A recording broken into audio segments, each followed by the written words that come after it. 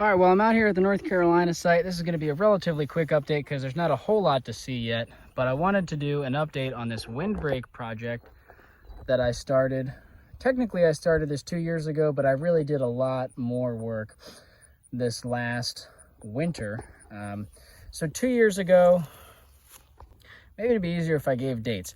The winter of 2022, I planted some trees on this windbreak, one of which was this sycamore, and then a tulip poplar, which we'll walk to in a moment, and a couple of maples, kind of spaced out every 5 to 10 feet, depending.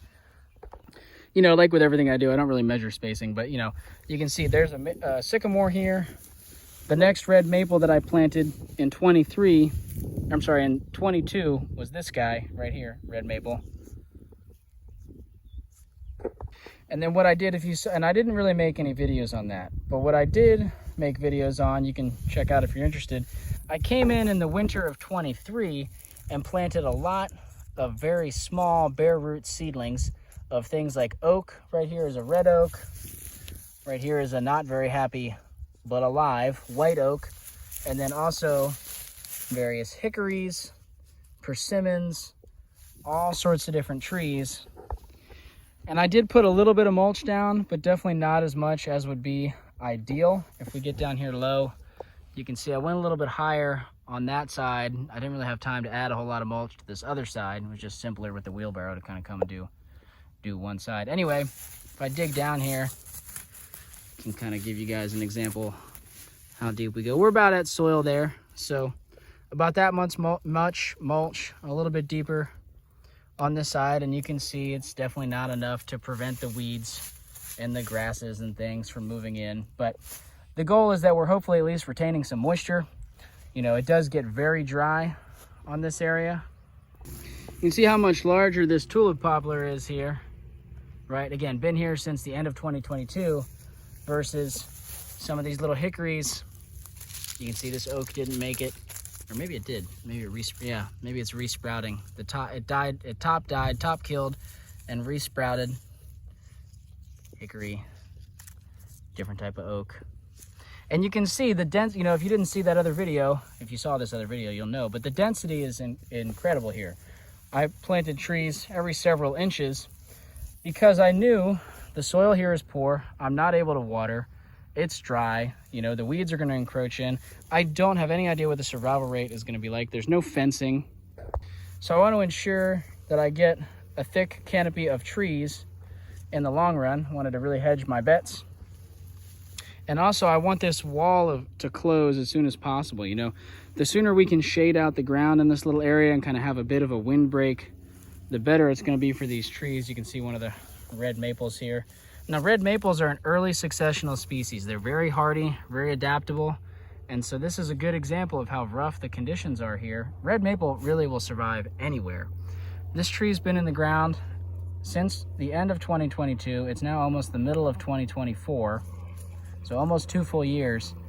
And this year, it's put on hardly 6 inches of growth, right?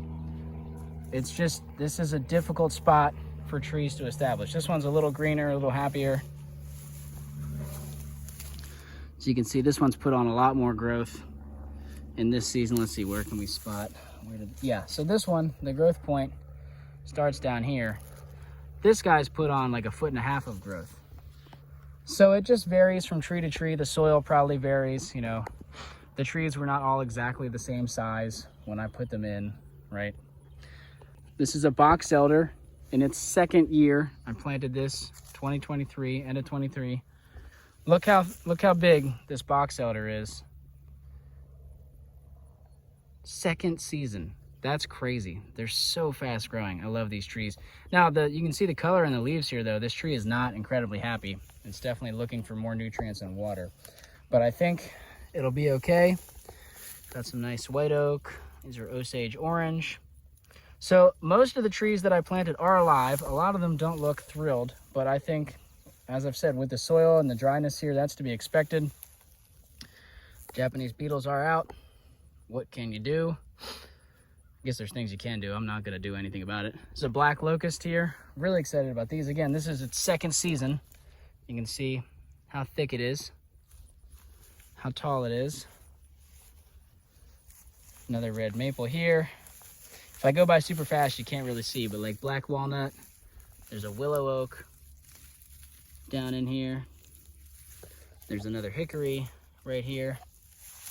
So a lot of potential in this windbreak, and I'm really excited about it. You can see we've got all this mulch. I'm really hoping in the fall to come in with a tractor, spread a lot of this mulch, and do some rows, probably oriented this way, or maybe oriented that way. I haven't really decided on the design. I'd like to put a lot of native shrubs in here. We're under this power line. I don't know how well you guys can see that. We're under a power line here, so it's either got to be native shrubs or grassland species. This maple's doing really good. You can see it had some stress, right? Some dieback here. I don't know if that's from the drought or what's going on, but this guy is pretty thick.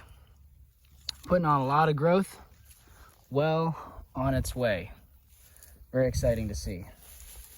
Another black locust, another box elder here looking kind of yellow. This is a honey locust here. These are all just really little itty bitty babies.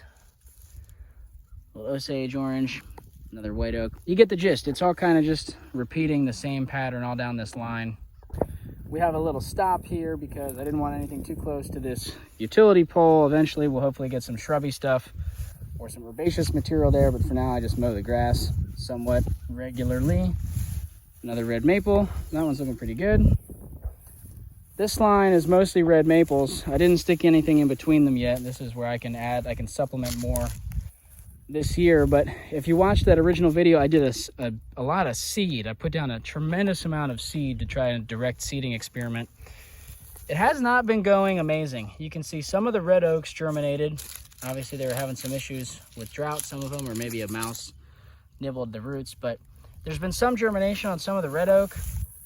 But I mean, there is seed. There's really dense seed. Like, you can check out that video, and really nothing popping up other than a little bit of the red oak. I think I saw some persimmons last time I was here. Like, there's one persimmon here, and I don't know. My guess is that either there's a lot of mice pressure, vole pressure that ate all the seed, or it's because it hasn't been consistently moist enough for the seed to germinate, even under this mulch. You know, I didn't really put much compost down, so it's a really sandy topsoil here. It doesn't hold moisture. So if we're not getting consistent rain, even with the mulch, it dries out pretty fast. But again, I'm just kind of spitballing, hypothesizing. Who knows what happened. It'll be interesting to see, does more seed come up over time? Are some of those seeds just dormant, and will they then sprout in later years, or are they all just gone, eaten, rotten away? Only time will tell. But it took very little effort to try. I'm glad I tried it. I don't think that this means that direct seeding is impossible, because I've seen it work in other areas of this, not of this windbreak, but of the food forest project I have going on over there. I've got some good direct seeding stuff that's worked. Anyway, quick little update on the windbreak. More to come, as we go. We're definitely in I don't know if it's officially a drought, but we're in a hot, dry period. If there's any dramatic changes throughout the rest of this hot, dry period, I'll make an update, later in the season. Hopefully things are still looking good and we can make an update late summer and trees are even bigger. But we'll just have to see how it goes.